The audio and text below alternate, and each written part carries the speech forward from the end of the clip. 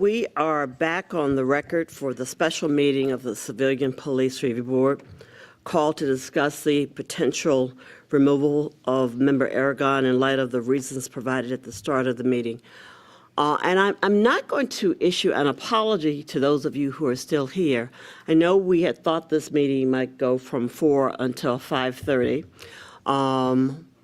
but we needed to have that discussion. And I will tell you that it is our plan to continue this meeting for some period of time. I'll leave it at that. The board has just concluded its executive session, and we are now back in open session. Do I have a motion regarding Member Aragon's removal? Madam Chair, I motion that Mr. Aragon be removed from the Civilian Review Board for neglection of duty. And is there a second? Second. There is a second. At this point, the chair will open the meeting for a discussion from the board before the vote. Mr. Strickland? So yeah, I mean, I think one of the conversations that I think the Civilian Review Board has to face is how we present ourselves to the public and what that looks like. And there are individual members. We all come in here with our various perspectives, our various biases. But at the end of the day, when we review cases, when we review what's before us, we have to be fair, objective, and impartial on a set of decisions. I will say that as a member of the Civilian Review Board work group, and now as the Civilian Review Board member of this body, I understand that a lot of folks have a lot of opinions about what this board should or should not be. Whether we operate as kind of this judicial body where we all kind of have our individual opinions and hold those in our own perspectives, or whether we have diverse voices and perspectives, even if you might disagree. And I think that you know, somebody's individual comments, and we have to be clear about what a social media policy is. And right now, I do not believe that this board has truly drafted and agreed upon what a social media policy looks like moving forward. And I think that is something moving forward we should have more clarity on, especially as we start as a collective, as a body moving forward.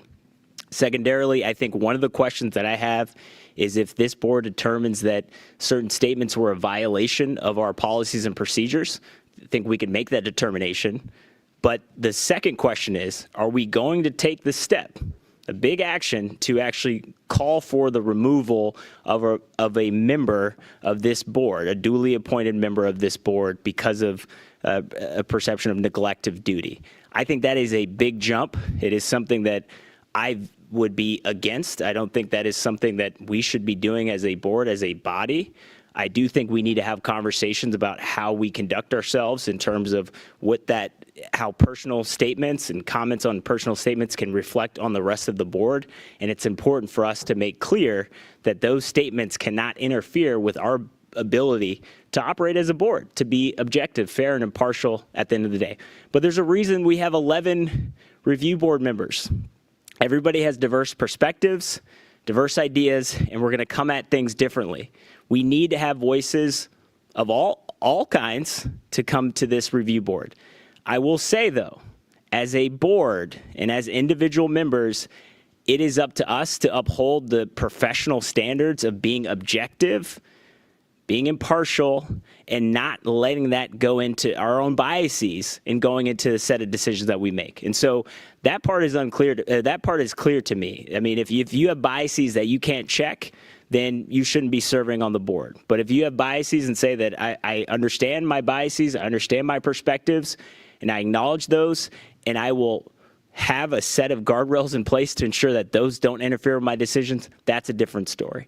And that's, I think, how we should conduct ourselves moving forward. But I think a big action for us to remove a member for neglect of duty, I just don't see it rising to the occasion where I would call for removal. And let me, this is just a clarification, potentially going back to the motion. What would happen here it would be a recommendation from this board to be sent to the mayor for removal. We don't have the authority to remove. It would be the mayor, and I don't know if this is before after his consultation with city council, but there are steps in this process, and that's all that I wanted to clarify. So, Mr. Fluharty, in your motion, and I'm trying to recall, excuse me, Mr.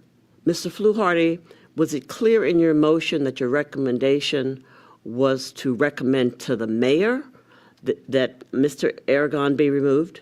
If there's any confusion, Chair Jackson, yes, that is my motion that we recommend to the mayor for removal. And then I would turn to general counsel. Am I correct that that is in fact the procedure that we're following here? That's correct, Your Okay. All right, thank you. Yes, Mr. Aragon.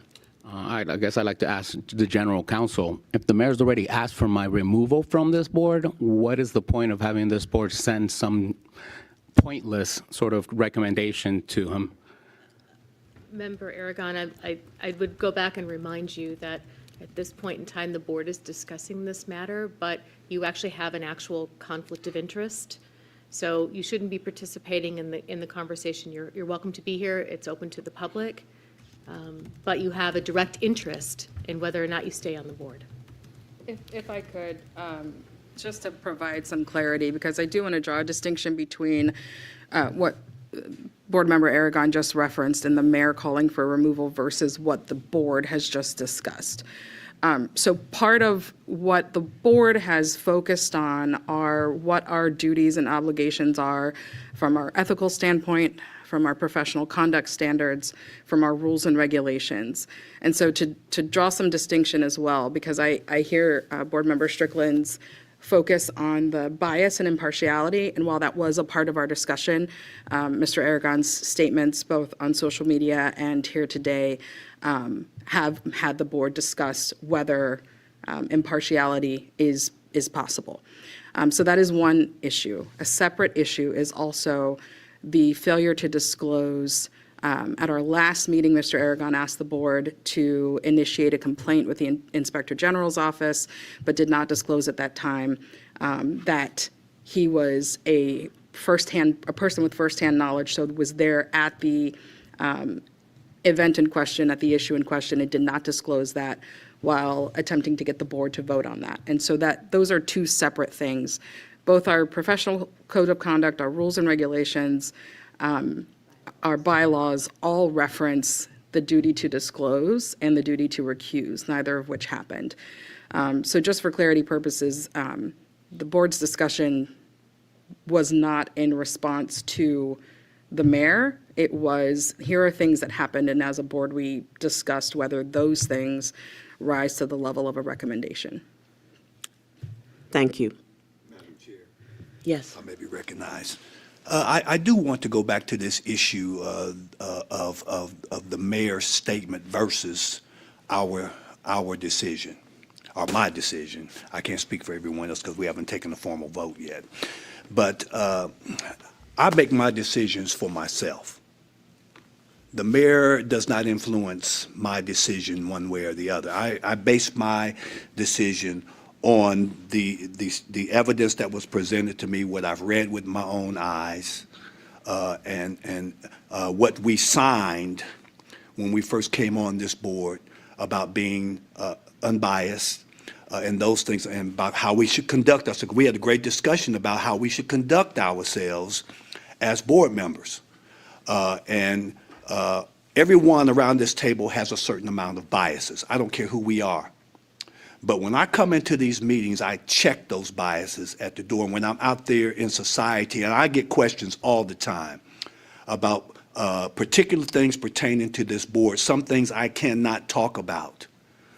And I have to watch how I conduct myself, because guess what? If I don't conduct myself properly, it not only just affects Tatum, but it also affects this board, which I am a part of. So, and I agreed and I signed to that. So therefore, I have to uphold that. So I just wanted to make sure that I got that point across. Thank you. Other board members? Well, I'll just say that I understand exactly what Kyle is saying, However, the comments that were made earlier today, like I said in our discussions, confused me. So I was under the impression that Member Aragon no longer wanted to be a part of the board. So I just want to make that clear. I was confused. I thought I was going to hear an apology or an explanation as to maybe what you meant as opposed to what you said in the heat of the moment. So I went into this, at least upstairs, I was confused. So that's kind of where I'm at now. But if what he said is going to affect the integrity of the board and cause confusion, then we have to do what we have to do. Ms. Younger? I think that it's very important that our board maintain its credibility. We're here because the citizens of Columbus voted for us. They want us here, and they want us to, and the police department are part of the citizens of the city of Columbus. So we are diverse and we come from different backgrounds, but those different backgrounds will help us to review our cases, the cases that come before us that are investigated by the Inspector General, and will help us make better decisions. But we have to treat the Columbus Police Department the same as we do anyone else. We have to review those cases with an open mind and treat everyone equally. We can't have a bias or a prejudice against anyone. We're a quasi-judicial body, and we don't come here representing any specific group. That's... Just a moment. I wanted to give all other board members the opportunity to speak before I come back to someone who has already spoken. Pastor Nathan? I just want to second what Reverend Tatum said, and that is that my decision today and comments that I made in executive session as well as this public meeting are not in response to the mayor's call, whether the mayor called for Mr. Aragon'S removal or not. This was brought to my attention by our board chair, but I don't believe that in the eyes of this whole community that this board can continue to have a member on the board who publicly said F the police in multiple social media posts, as well as today. Essentially, Mr. Aragon, you drew a line in the sand, by your public statements before our executive session, saying, here's where I am, this is who I am, take it or leave it.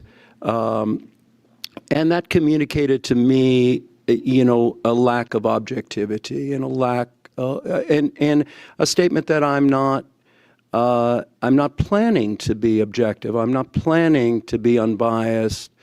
So in response to Mr. Strickland's statement, I think we all come with our biases. I entirely believe that every human being, based upon our social location, has biases. We see things differently. We represent the community differently. But we must check our biases at the door, and we must be willing to say that I'm not coming in with a hostility toward the police or an advocacy for the police. I'm not coming in with a hostility toward a particular portion of the community or advocacy for that portion of the community. And so objectivity is essential in terms of our credibility with the community, that the community expects that these cases are going to be handled in an unbiased way. And your public statements have raised an enormous question mark for me that whether you could be unbiased. So, Thank you. Any other members of the board who haven't spoken? Well, I haven't spoken yet, and so I would just like to just add to the conversation that there is something to be said, and I said this prior to, about diversity of thought and opinion. But with that being said, we all sign a code of ethical conduct. We all have bylaws. We have a set of documents that we all agree to adhere to, especially when performing our duties on this board. And I do agree with Kyle that if we did have a social media policy, this would be very, very much more clear-cut than what it is now. But with all that being said,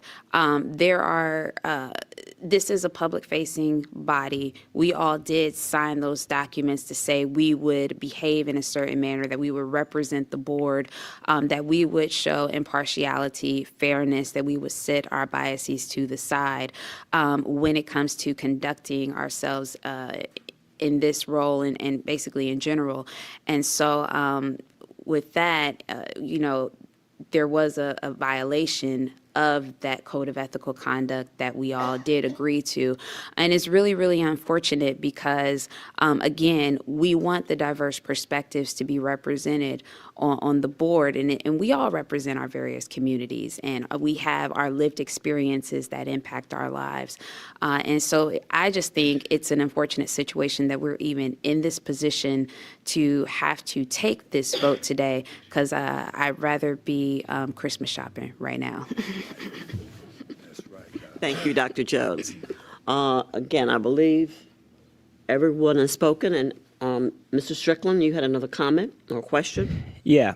So I agree. I mean, this is a special meeting, and everybody was flexible to get here, and I'm grateful for that. I mean, but this is an important discussion. I mean, there will come a time when this review board is going to have to address these types of matters, and this potentially will occur again in the future in other types of situations and ways. And so, I just, as a public-facing body that's supposed to be representative of the community, providing different perspectives and hearing about what the community thinks, how the Civilian Review Board should be operating.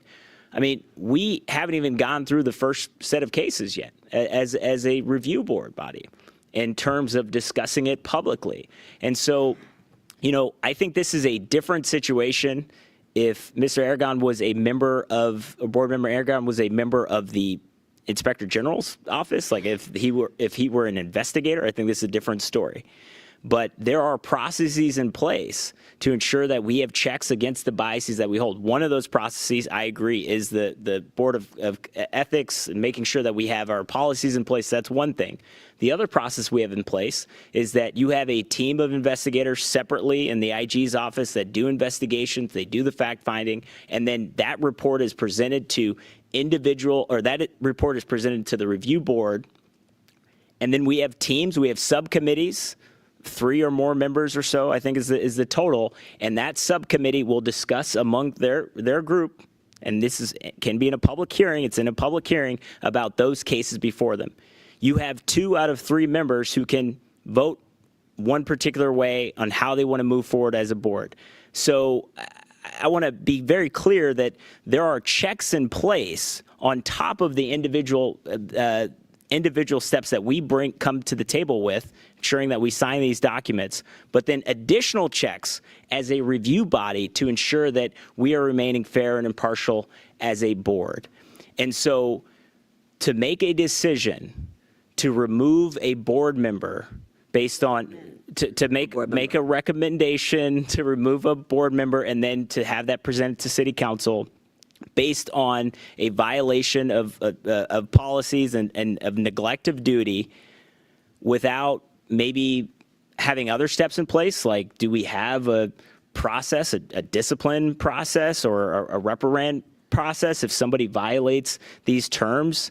I don't think we have that process in place. I think this moment warrants that type of process. If there's a violation, then there should be a process that we follow. And then if we're talking about repeated violations, then I think you've got a situation in which there's a removal. Now, if this were a case of malfeasance, which I do not believe this rises to, and that's not what the recommendation was, I think we have a different story. A situation of malfeasance to me seems like it could be removal, but a neglect of duty charge without us even having a discussion about that with the board member themselves, to me seems like an odd recommendation for us to make. I mean, we haven't even talked to Mr. Aragon as a board, as a collective. So that to me, the call for removal, I don't think we have the policies in place right now, and that's understandable because we're a working board. But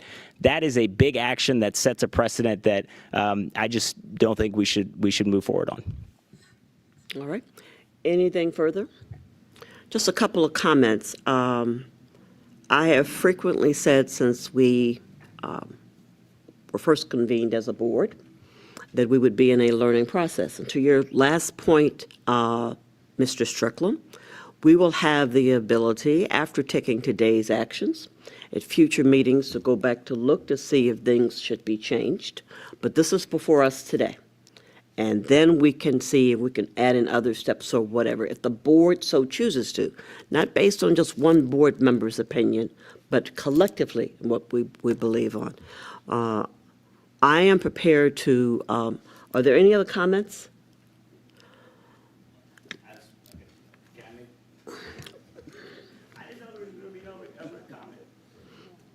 Yes, Mr. Strickland. Thank you. So now I'm just going to speak directly to board members here. I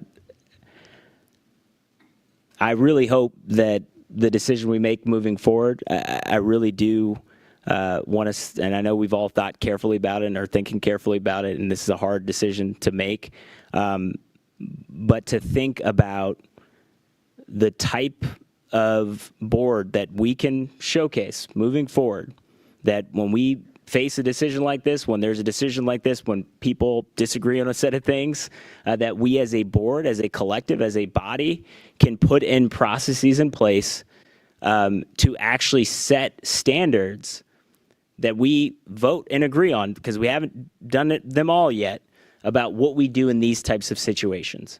And I think it is a rash decision for us to make that decision today for removal prior to us even setting forth policies for reprimanding or any sort of violation. So that is my perspective. You may disagree with a set of things that have been done and set of actions, but for us to make that decision prior to, we haven't really taken public comment. There will be those opportunities if we recommend this moving forward, and city council can weigh in, all sorts of things like that. But at the end of the day, I think as a board, this is a tough decision. We're learning a lot, but I would recommend either a no vote or abstaining from this decision. Thank you. Madam Chair, we all accepted the responsibility of coming to this board to represent the best interest of the public. Credibility in any investigation is of the utmost importance to make sure there is no bias shown.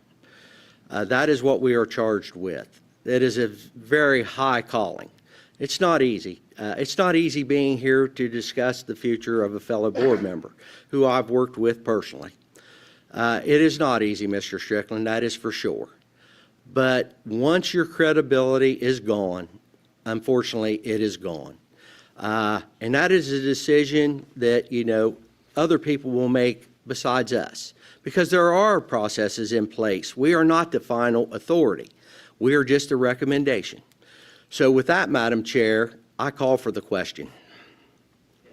Madam Chair, I've called for the question. Mr. Strickland, He just I think directly- you have shared your views on everything that has come before us. So do you want to specifically discuss credibility? The credibility question, I do think it calls into question the credibility and independence of this board to be able to make a decision that we are credible as an independent body, and Madam Chair, The under question Robert's, around- the question- no, let me under say the Robert's Rules question. of Order, I've called for the question. okay. Any further discussion? The board, the chair will now indicate the discussion has concluded, and will call for the vote. And once again, this is a roll call vote. Brooke Burns, Yes. Mark Fluharty, Yes. Janet Jackson. Yes. Dr. Jones, Yes. Willard McIntosh, Yes. Pastor Rich Nathan, Yes. Kyle Strickland, No. Mary Younger. That's it. Did not get the vote. Charles Tatum. Yes. The motion passes. This matter will be referred, or the recommendation for removal of Mr. Aragon will be sent to the mayor. This was the only purpose of this meeting called for today. So the motion to adjourn? So moved. Second? Second. All in favor, raise your hands. We are adjourned. Thank you, thank you, thank you.